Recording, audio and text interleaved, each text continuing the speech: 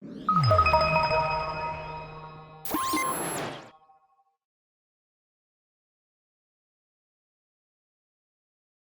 and welcome to the DSP Leaders World Forum 2021.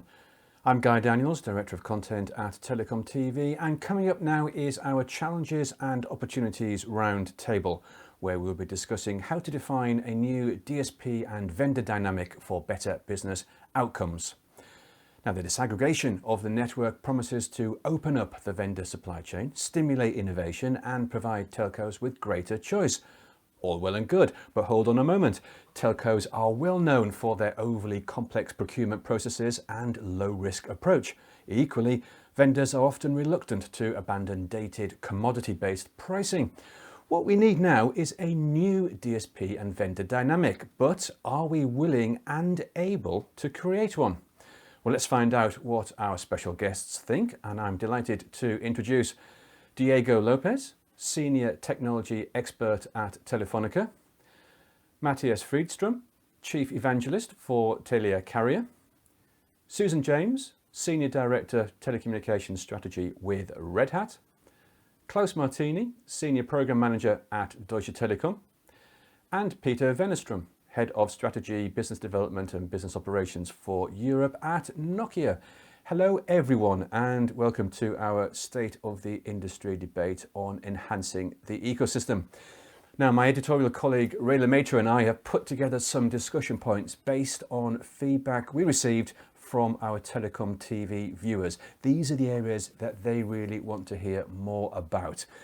Now, our first point is that telcos are just not set up to engage easily or productively with new technology suppliers or partners, and to be honest, show little sign of updating their processes.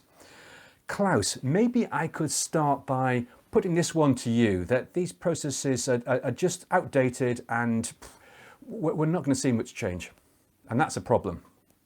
I think you are right. So this is a problem for the time being. The procurement processes are too complex, I think, and so it doesn't meet the current need. If you like to bring new vendors on board or new products on board, I think it's really, really difficult to do it quickly in the right manner and use all these business opportunities with new products or technology can bring to you.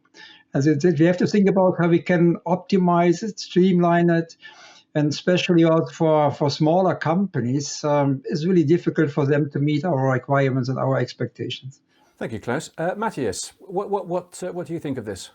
No, I fully agree with you. I think, there is an ambition from telecom operators that we want to work with new suppliers and new vendors. But I think, the way we have complicated our own setup makes it extremely difficult to bring in someone new. Sometimes you feel, this tool is going to be perfect for us. Let's purchase the tool. Let's install the tool. And then you find out later that it needs to connect to 8 other systems that you have built before. Some of them are really old legacy systems. Some are brand new. And I think the way we have set up ourselves with the processes and everything just makes it very complicated. I really feel, when we talk about this in here, the ambition is there. And we bring it in and it looks great. But then you find out, wow, it needs to connect to practically everything. And that's when it becomes really, really complicated. But I really think we want to. Diego, you're our third operator on the panel. Do you feel that the processes now are too complicated, but there is a willingness to change? I think that the willingness is there. The complication is that it's not only, I would say it's not only about the processes themselves, it's about the cultures inside the organizations and the organizational structures as well. And if you think about it, it's not only about the operators, it's the whole industry, it's the whole environment in which all the actors, operators, vendors, regulators, even customers have become used to a particular way of behaving. And in some cases, when you come with something that should translate into an enhancement of what we are doing or how we are doing it, even the people that could find a benefit out of this are reluctant, doubtful. Probably because, as you said, it's an industry that has strong aversion to risk. And the situation is that it's a quite mature environment in which, whatever you move, you have to be completely sure that it's for good. And again, it's a cultural thing, I would say, basically. And Susan, you sit on the other side of the fence, being a vendor who supplies to CSPs. What do you see as the current situation as being overly complex? I think it's very different depending on, where you're looking in the network. And I think we see certainly in the sort of OSS, BSS space, certainly a more willingness to embrace. And I think certainly with 5G and the focus on verticals, there's a lot more innovation, I would say, and new players coming into the market there. But I think it also puts a responsibility on suppliers where you have new players coming into the market to do a lot of that sort of heavy lifting and coordination before we go to service providers. So having sort of fully vetted solutions where we've put it together, tested it, make sure it works, is something that becomes crucial and enabling service providers to be able to adopt to new technology and bring in new partners. And I think that's certainly the ambition with some of the activities around O-RAN, where you see new players coming into that space, but you also see it in the willingness to embrace sort of public cloud and other new players in that space. Peter, Nokia has been supplying to the industry for a very, very long time now. But do you see there's still room for CSPs and telcos to change and improve? Absolutely, I do. Now, we do see the entrance of new players into the ecosystem, right?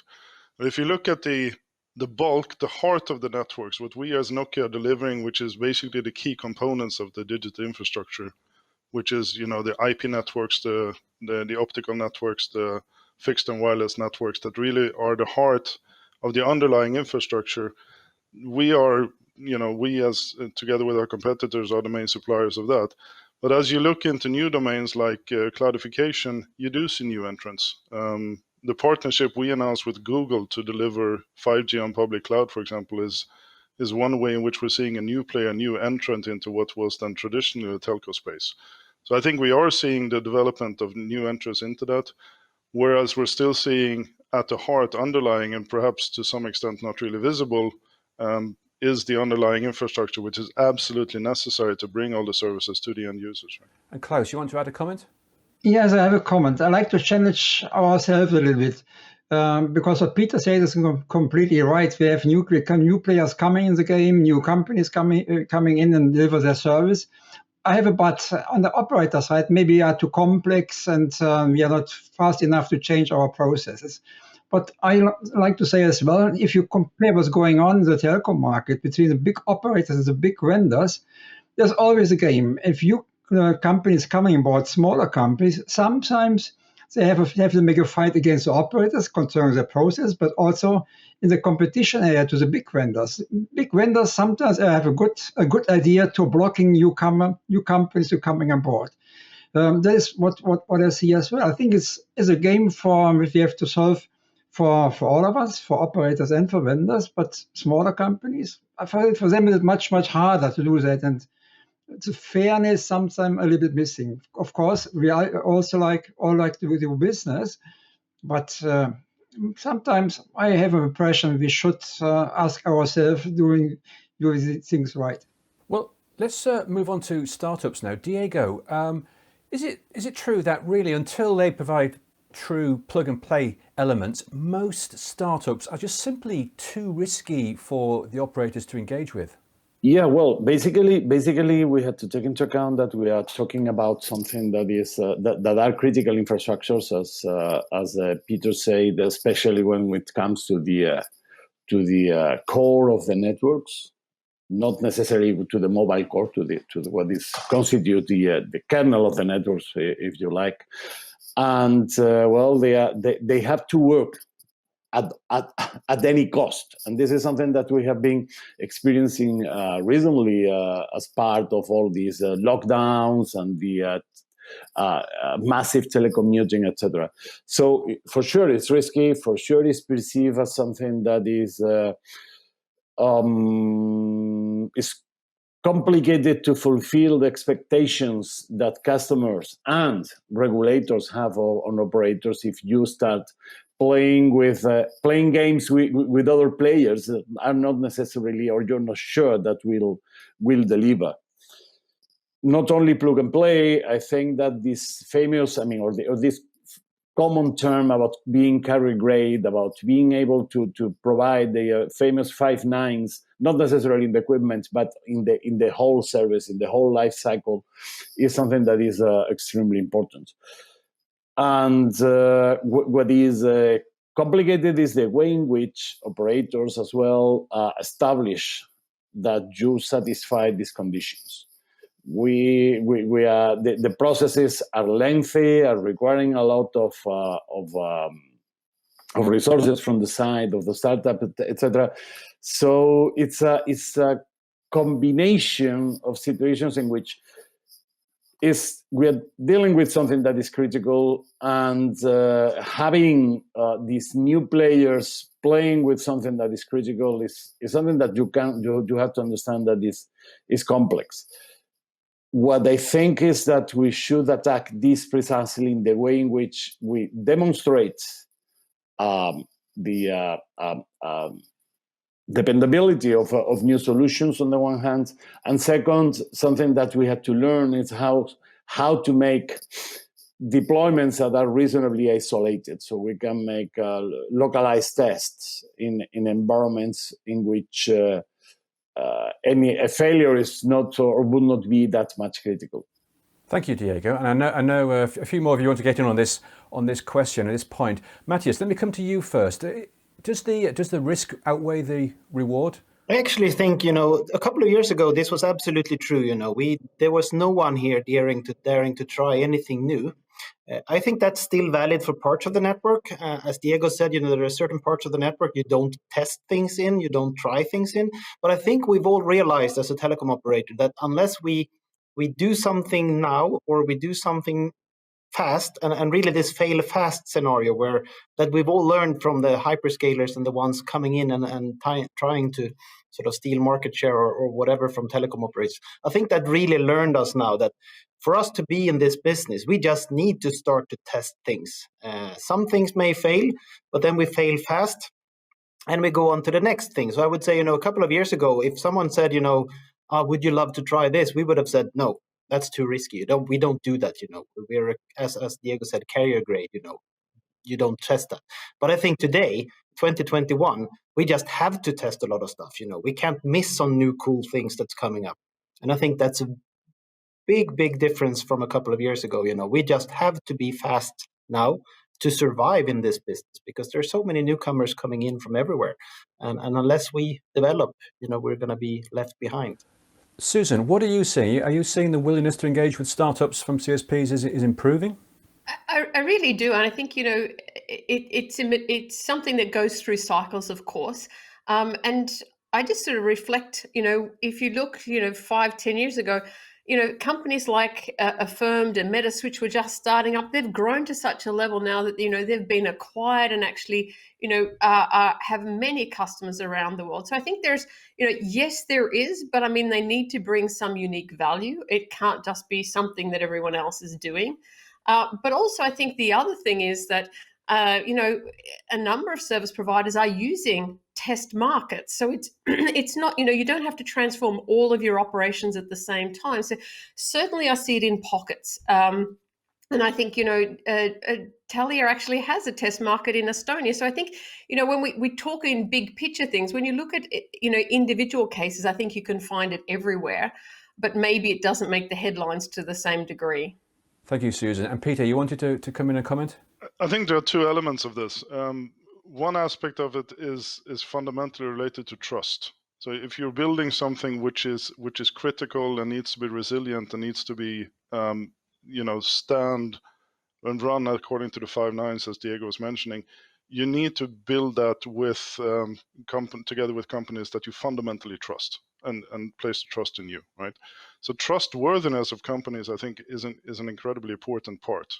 And I do believe that having the right level of trustworthiness, the openness, the auditability, transparency, and ethicality as a company is something that should actually play a larger role as we come into a more open ecosystem with more different players. Now, having said that, I think we also have an onus to build networks that have open APIs where you can come in and test things in a scenario and under an environment where you don't destroy things while you test it. Exactly as Mattias says, you need to be able to test fast. So we should be able to build networks which have open APIs where you can plug in new services, new capabilities from startups, and basically try them.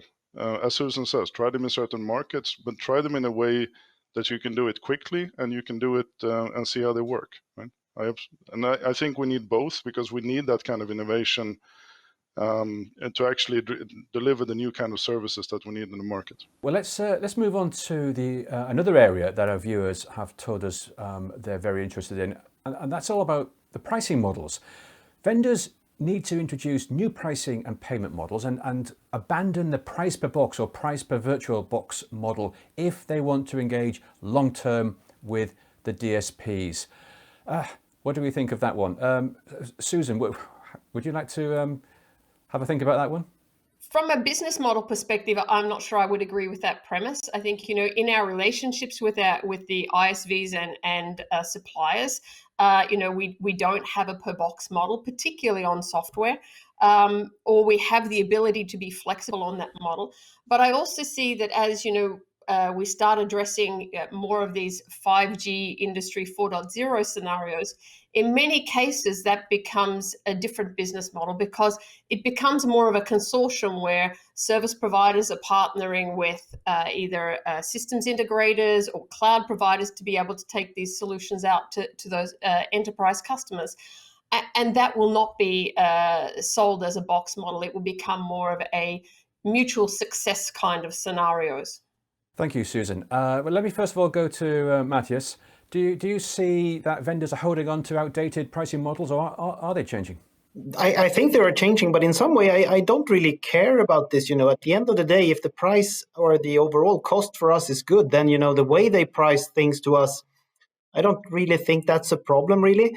What I do think is a bit of a challenge for our industry right now is the transparency of this, because more and more pricing are coming out practically everywhere. I think SD-WAN is a good example there, where people log on to web pages of SD-WAN providers and they see, this box is going to cost that and that type of stuff there, and they make up their own expectation of what the cost is going to be. And then at the end of the day, when we as a service provider buy the service from our vendors and put together the service that we then can sell to an enterprise, there are more things in that we need to buy. There are some licensing fees, some installation fees, blah, blah, blah. And that makes the enterprise believing that the price is going to be this, while we have to explain, there are a few more components in here, so the price is actually going to be that. And I think here the sort of operator industry and the vendor industry can work much more together. I don't think anyone should put full transparency into their pricing on the web everywhere. But right now there's some things you can find on the web. There are lots of stuff you won't find on the web. And that sometimes complicates it for us when we try to explain to our customer, this is the price for your service. And they say, we've read on the website that it should be this instead. And that's where I think, the pricing models can help us a bit on the operator side. If we have a bit more, a better cooperation with the vendors and suppliers around this, then I think that would be very helpful. Thank you, Mattias. Peter, any views on the pricing models? I fundamentally agree with Mattias. I think we can and we should and we are finding ways to adapt pricing models that fit the purpose of the customers we have, because the pricing models should fundamentally reflect the business case and they should scale along the business case of the customer. Otherwise, it simply won't work. It will be too difficult to judge whether or not to make the investment, right? But I think more than that, when we talk about flexibility, is really the flexibility of the network itself. And that might put a challenge to the overall pricing model and how you purchase it. Because fundamentally, as you deliver new DSP services, you want to have a programmable network.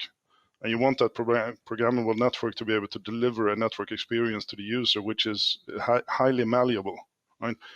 And that will, of course, put an onus on making sure that you have pricing models and you have an infrastructure that doesn't have cost drivers and that changed based on the malleability of that network in a way which doesn't sustain your business case.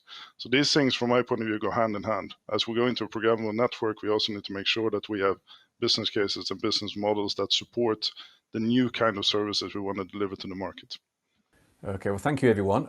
Let's move on to our next statement. Klaus, I'm going to come to you first on this one, if that's okay.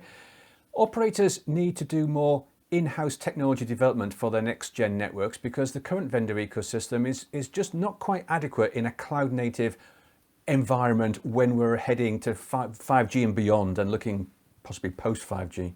I agree with that in some way.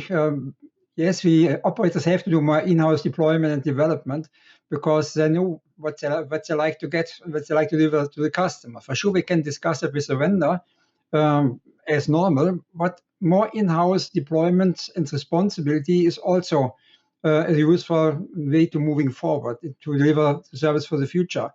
But there's a risk on this side, and that sometimes I have the impression that it's a little bit underestimated. If you do more in-house deployments, I think then you should be able to operate this own deployments in the long run.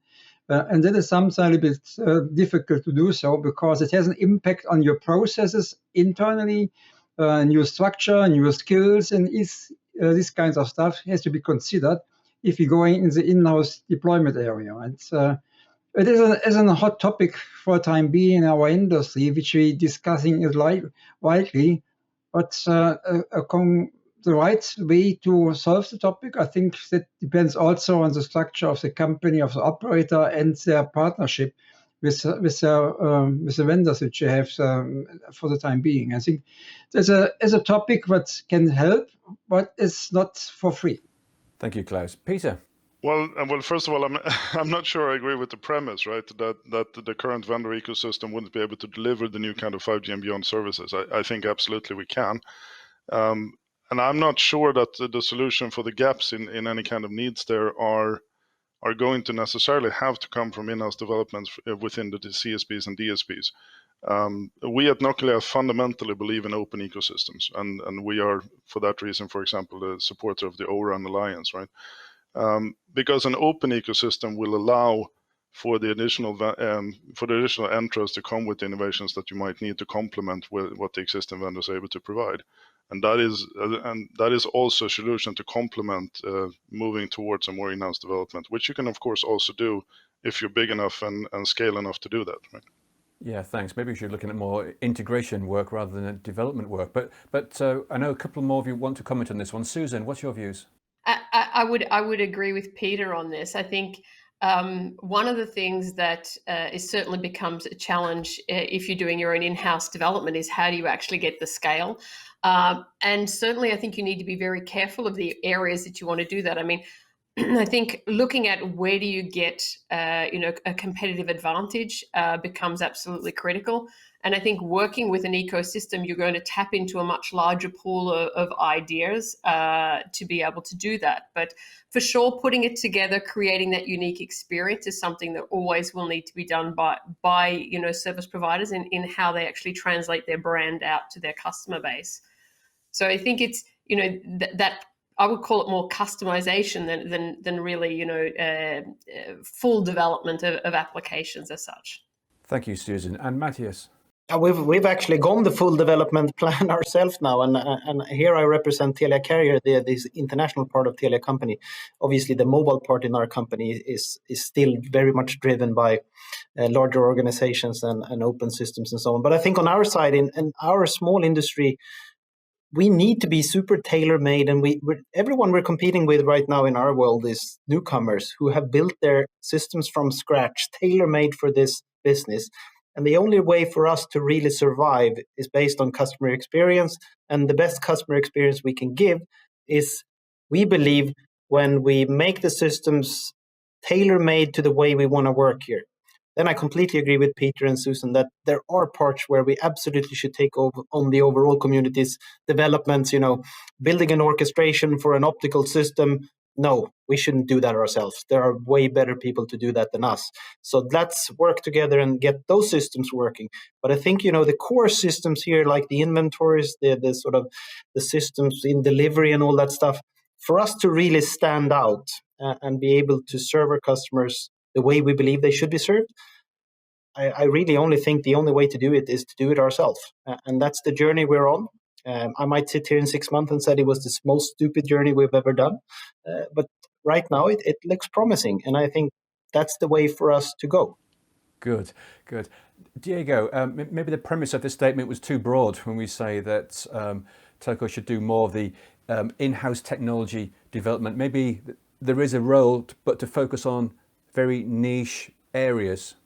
Well, what I would say is to start with, telcos should go back to be technology companies. They used to be in the past. Right now, after the huge normalization or standardization that we went through when the mobile networks came, etc. If you think about it, the network architecture of whatever the mobile provider is basically the same, because what is standardized is the architecture. They are not the interfaces, they are not the components, it's the architecture itself. This is something that is seemingly changed, and for example, 5G has a different architecture that allows you to mix and match different components. That's and I believe that's a part of in which telcos should make their own technology development, precisely in mixing these pieces. We rely for sure on on vendors of whatever the size, whatever the nature, to provide these open components that can be combined to build different services and differentiated services, which is an important thing, is about being focused, as Mattias was saying, in our customers, in the particular sectors and the particular needs of customers, and facilitating their experience. So at the end, is something that, if you think about, is very similar to what the move that is going now or have been going on in the past for IT and cloud, etc. You have several components, different elements that you can combine, and you rely on someone that is providing you the basics, the infrastructure, the platform, the basic software components. And again, it's about focusing or refocusing the standardization processes on interfaces, on component-based approaches, rather than standardizing the whole architecture and defining rigid interaction points. Thank you, Diego. And Klaus, you wanted to make another comment? Yes, I like to challenge a little bit, because especially about Peter. For sure, the operators have to need higher knowledge and better understanding about the technology, because we're talking all the time about CI/CD processes. And if you're running in CI/CD, then you need more experience, because in the old world, if we had a failure in the network, finally we asked the vendor, please send me a patch which fixes my problem here, but it takes too long. In this new environment, new setup, I think the operators need more knowledge than we have today in order to support the operations people with quick solutions. I think that is not possible. If you describe the problem, go to the vendor, please send me a patch, send me a new script, make a software update or whatever is needed to fix a problem. I think we should be we should be able ourselves to solve the problem with our own people. Thank you, everyone. We are rattling through our discussion at a rapid rate of knots, but I think we can still get another statement from our community in here. Let's move on a little bit. As service providers move more towards embracing cloud-native methodologies to become more cloud-orientated telcos, does that change the dynamic in itself? I mean, are new investment vehicles needed, for instance, to meet the needs of the cloud-orientated telcos? Is what sufficed previously no longer adequate? We need to rethink how we fund and invest in the whole telecoms model going forward. Any takers for that look at changing the world in quite a big way? Yeah, no, absolutely. I know, and you're really right. You know, there are new telecom operators appearing that has absolutely no assets at all, and only sell services that they lease from other services, and they bring a fantastic IT systems, these on-demand services and a lot of things that we should have done many years ago in the telecom industry. That's what they come in with.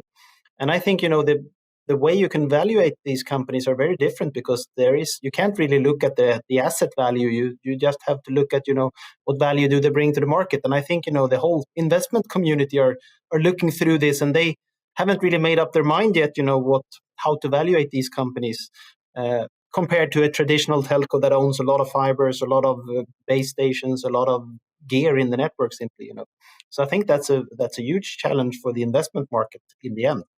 I tend to agree with Mattias. I think there's a lot of opportunities for investment market to earn money. For sure, a little bit more under risk than in the old days, because if we have smaller companies which promising a lot, then in the beginning is definitely a kind of a risk which you have to take before you can earn money. But in principle, I think there's a huge opportunity to get something back for your money. Thank you, Klaus. And Peter? I think we can distinguish between two different investment vehicles, right? One is the one that is fundamentally related to the underlying infrastructure, which has a much longer investment cycle, and we're seeing different types of companies like tower companies that are taking a larger share of the underlying infrastructure, which has a completely different ROI than what the DSP, which is on top of that infrastructure and maybe on top of a cloud infrastructure, would have. So I think there are several different worlds that we're addressing at once here, right? And those have different investment cycles, and they have different return on investment time horizons as well, and also different risk profiles, obviously. So it's not a homogeneous investment market in that sense. Indeed, yes. Thanks for that, Peter. Diego? This is something that is important, is that we should not forget about the need for making the whole system sustainable.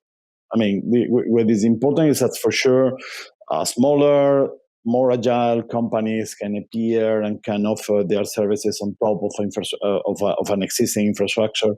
But if operating a bulk infrastructure that you need to make it bulk, because you have to reach with your fibers every single household or business, and you need to have base stations all over the place, because otherwise people are not getting a connection to the mobile services.